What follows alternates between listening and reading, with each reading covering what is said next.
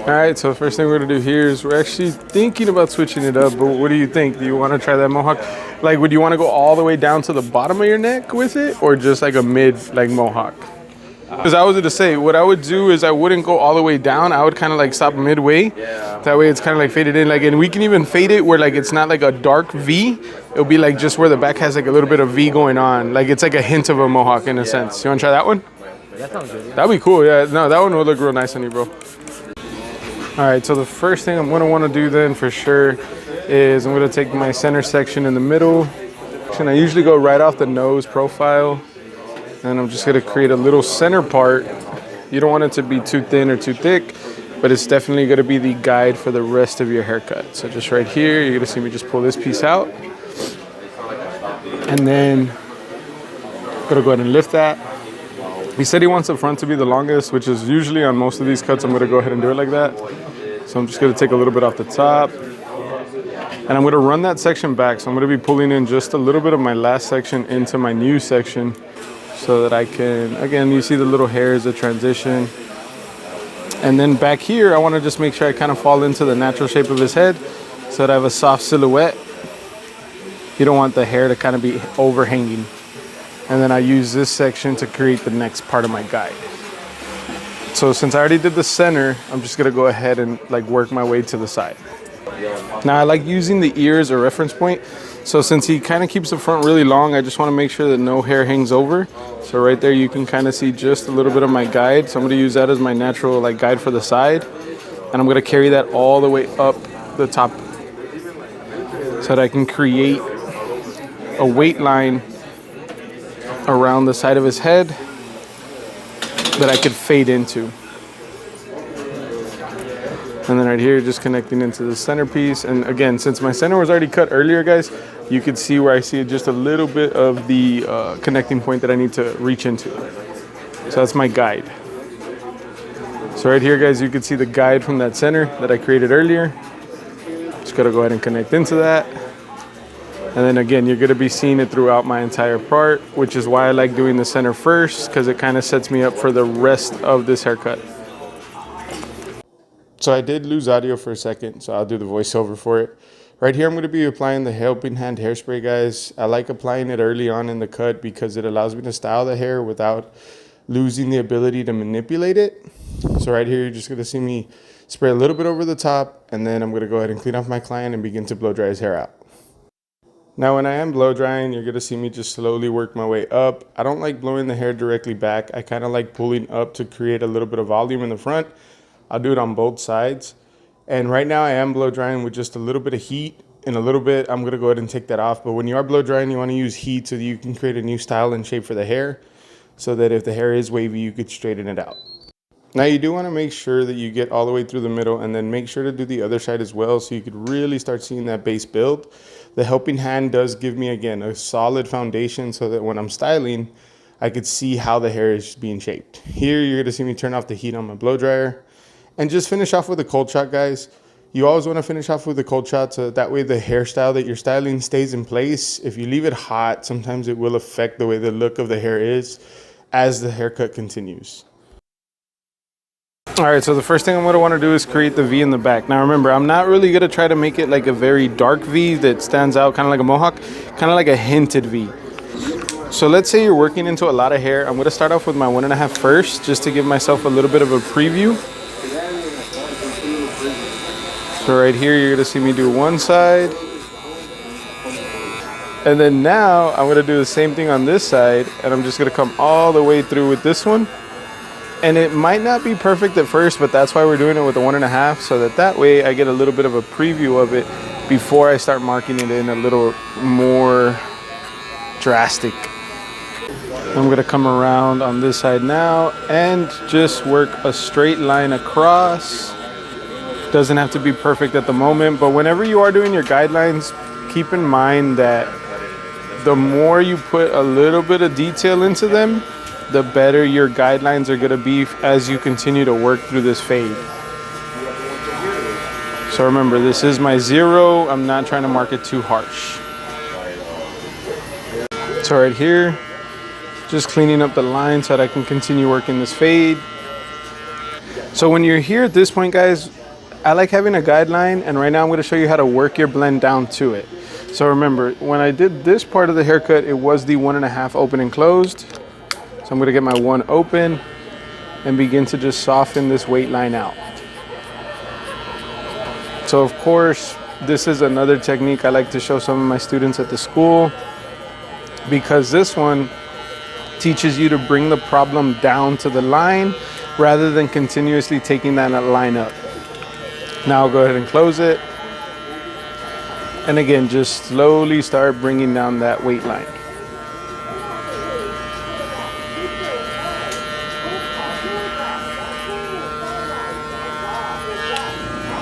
And then if you want to open up the clipper to kind of continue just stretching out the haircut, you can. Don't spend too much time detailing right now though, guys, because it is really early in the haircut. Okay, so now I'm just going to clean it up. And now I have my half guard. I could start off with it completely closed so that I just hit that line just a little bit to give me a connecting point. And again, right here, the clipper is closed. It is my half guard, and I'm going to work it all the way down to the V. And then now that I've already softened out that line as much as possible, I'm going to go ahead and open my clipper and begin to work on shading this haircut out from the top down to the bottom. But I already softened out that bottom line as much as possible, so it should make it easier for me to blend this line down. And then right now I'll come in with just my clipper to get that final line at the bottom out. So again, just detail out whatever you see. And then I don't always like cutting off this hair right now, just because it's more efficient for me to do it once I have the T-edger in my hand, and right now I haven't had that ability yet, so I'm not too worried about it. All right, so now I'm going to go ahead and come in with my clipper open and begin slowly shading out that bottom line. Now I'm just using my clipper by itself, and I'm slowly bringing that line down to the bottom. So right now my clipper is completely open. I'm going to go ahead and close it up about 2 clicks. And then again, continue to just work on the bottom part of this fade. I'm not really trying to take this line any higher, which is the reason I like using this technique, because it allows me to bring the fade down to the line that is the guide that I started with. So right here, again, just slowly working it up. Right now I'm gonna open my clipper because right here I feel like I wanna be careful. So if you ever feel like you're gonna go too high, just go ahead and reopen your clipper up to the fullest that it allows you to. So that way you know you're taking off the least amount of hair, and you could slowly shade down this problem. All right, so at this point in the haircut, I'm gonna go ahead and start lining up the beard, and that's why I like saving this hair, because I'm gonna do it all together at once. So right here, you're gonna see me just work my way down, leaving the beard nice and full, as thick as I can, and then again, working this into it.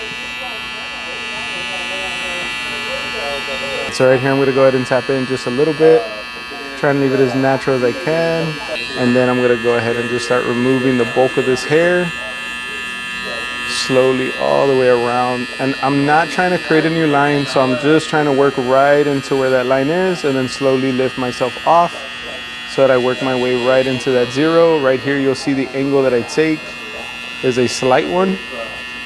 So now I'll come in, just remove the bulk of the hair down here.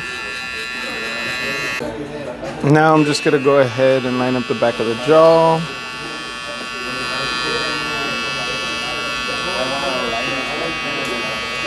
Remember to brush your hair away, because as you saw, that line looked real dark earlier, but once you see me brush the hair away, then you really start to see what you're working with. All right, so right here, guys, now I'm gonna go ahead and grab my clipper over comb. I'm gonna go ahead and switch over to my red comb and just slowly work this layering in. And this is where that hairspray is helping me out, because it's kind of holding the hair in place, but allows me to kind of work through it. So I could really check where I still need to take just a little bit of hair off. Then again, it's the same thing back here, working that bottom layer into the top. And again, just slowly softening out this V, because I don't want it to be super marked. I want it to look real natural. All right, so now you're gonna see me just come in with the 1. And again, I don't want this V to look very predominant. I want it to look nice and subtle. So you're gonna see me continue to work the layers down so that I can just connect that 1.5 into the 0 line at the bottom as slowly as possible. and keeping both shaped the same, guys. So if you struggle with mohawks, like this way I'm doing it, I'm literally running the bar down all the way through just the way I did it on this side, so that way it fades out, but it has that hint of a V in the middle of it. So now I'm gonna have my half guard come in, and again, I'm just slowly softening out, so that way the V, now you start seeing it become more subtle. So now that I'm pretty much done with the haircut, guys, I'm gonna go ahead and start blending out the beard just so that we can shape it down. So right here I am starting with the 1.5, and I do kind of angle it outward so that I don't cut into the thicker part of the beard, and just so I can give myself a base to start with. Now from the 1.5, I'll go down to my 1, and again, continuing to keep that angle so that I could slowly lighten out that beard, guys. So fading out beards is real similar to fading out lines. It's just that you're working upside down now. So it is a little more challenging. So make sure you take your time and use your guards slowly. So right here, now I'm gonna come in with a half guard and just slowly start, again, softening out that line. And now you can see that it looks way different from when we started.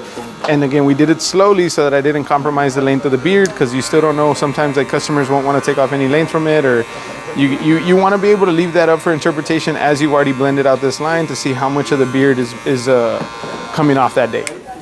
So now I'm going to go to my clipper completely by itself, and again, just have the clipper open and always working this outward angle. So if you see my clipper, it's a little hard sometimes to see in the screen, but right here it's an outward angle, so that I'm cutting the shortest I can towards the top end, but everything outwards is slowly protected from the clipper because I don't have the right angle on it. Now I'm gonna go ahead and close it up. Now you can do the same thing up towards this side too, guys. Like especially on this little bottom part of the line, I'm gonna go ahead and flip my clipper around. So know how to use your clipper manipulation really well, because that is gonna help you out a lot. All right, so now I can just kind of come in and soften out these lines if I see anything left. When I did clip over comb, you can assume that it's gonna be pretty good for shaping, but it might not be the best for fading. So right here, I'm gonna come in with a 3 guard open. It's usually one of the bigger guards I use. If anything, I might go up to a 5. But right here, I'm gonna come in with a 3 guard open and then closed. Gonna work my way down to my 2 guard. So I'm gonna go in with my 2 open and just slowly start bringing down that weight line. And then I'm gonna close it. And again, you could do this the whole way down on your entire haircut, all the way down to the 0 if you wanted to. It just depends on what you're seeing is a problem. All right, so now that I went to my 2, again, I can continue to drop guards. So I'm gonna go down to my 1.5 and work this line out slowly. So by doing this, you always protect the most amount of hair, and you really get to start shading out that fade to the best of your abilities. And this is where I like detailing work, because right here, I could see a full picture of how the haircut looks.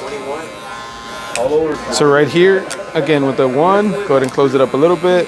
Now, once I pass the 1.5 guard, guys, I'm probably gonna become a little bit tighter with my guard usage. So right here, again, now I'm using the click at a time, 1 click down, 1 click down, and just slowly really blending out that line so that the transition looks smoother. Now I'll go all the way down to my last guard, which is my half guard. And again, just detailing out any little imperfections in the cut. Gonna apply a little bit of the shave gel, sharp. I like this one because it comes with a bottle cap, guys. If you want a bottle cap, you can order it with one. I'm gonna be putting the link in the description below. But the bottle cap kind of allows me to spread the product around, and that way I don't make contact with my fingers directly or kind of rub his face, so it's less awkward. Now I'm gonna come in, stretch his skin. I'm gonna start off at the highest point on the beard over here. Slowly work this curve down so that way I could see where I'm connecting into. And the cool thing about the shave gel is just provides a little bit of lubrication so that way you don't irritate your client.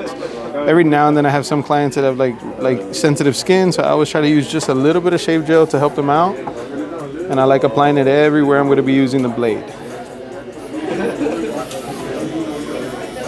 And there we go. Gonna go ahead and finish this look up with a little bit of smooth. This one's an easy styling cream. You just go ahead and take it out. The biggest thing is to make sure you rub it into your palm so that you can emulsify it. Now, since I did this hair earlier with the blow dry and the hairspray, it is easy to kind of come through to lock in the look and double check all my work without having to go all over the style again. So that's where blow drying can really help you out in every aspect of the cut, guys. All right, guys, so here you have it, a more finished look. Again, you get to see the mohawk in the back, how it kind of just fades down. Make sure you go ahead and hit that subscribe button. I'll go ahead and come out with more content soon. But here you can kind of see how the mohawk just slightly hints itself in the back.